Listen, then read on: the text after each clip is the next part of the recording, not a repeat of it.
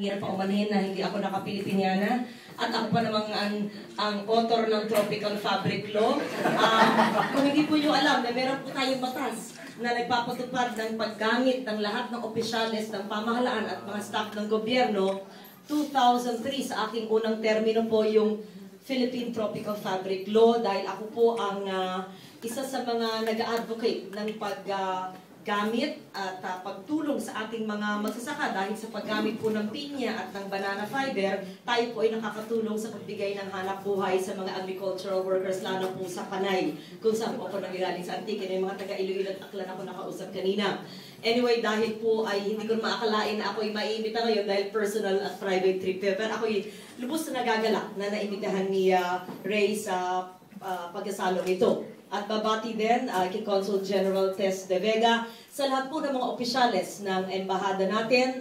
Balita ko bagong-bago itong opisinang to, 3 taon pa lamang. At ako ay natutuwa na meron tayong sariling tahanan na dito sa United Kingdom. Ako ay buwabati rin po sa lahat ng mga nagtatrabaho na masisipag na opisyales at mga staff ng Philippine Embassy dito at lahat ng mga magigiting at magagaling at magagandang mga opisyales at mga membro ng ating distinguished Philippine community dito sa United Kingdom. Unang-una po, ang mensahe ni Pangulong Noynoy Aquino na kasamahan po sa Senado ng 3 taon, ang mensahe ni Secretary of De Rosario na bagong upo lang bilang Secretary of Foreign Affairs, iisa po ang napakahalagang mensahe na una binibigyan natin halaga at saysay at prioridad ang ating independence.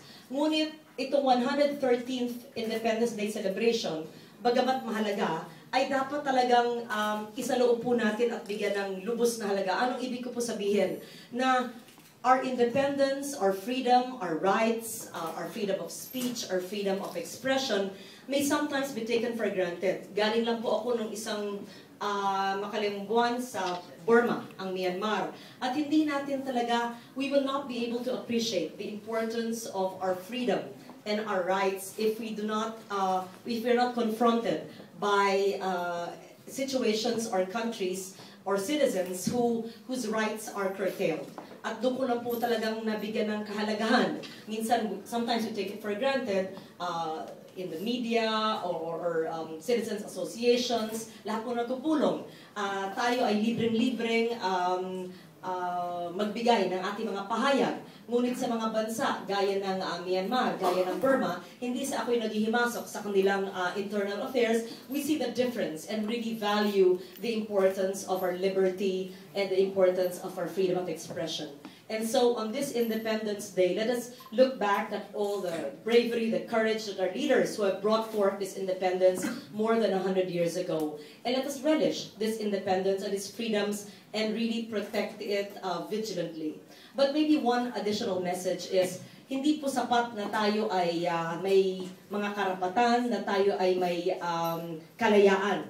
Until we are free from poverty, until we are free from disaster risks brought about by climate change, until we are free from joblessness and unemployment, we will not be totally free. Kaya po, ang napakahalaga, ang tulong ng pribadong sektor at ang mga lider ng pamahalaan ay magkaisa. Dahil habang pong tumataas ang level ng unemployment o kawalan ng trabaho, habang po kada bagyo sa Pilipinas, alam natin 20 bagyo kada taon, ay naghihirap ang mga tao at nawawalang tahan at trabaho, at habang ang ating mga kababaihan at mga kabataan ay kinakalakal o tinatraffic sa ibang bansa, ay hindi ko po masasabing tunay at tapat ang ating kalayaan. Kaya siguro sa mga kosang ito, magtutulungan tayo para mabigyan ng kalutasan ang problema ng kahirapan, problema ng kawalan ng trabaho, problema ng pangangalakal ng bata at babae, problema ng pagwalang bahala sa pagbabago ng klima o climate change. Just some of the few advocacies that I worked for in the Senate.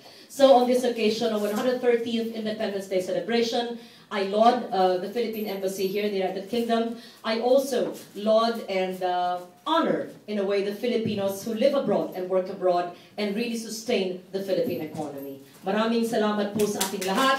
Isang makakalikasang umaga.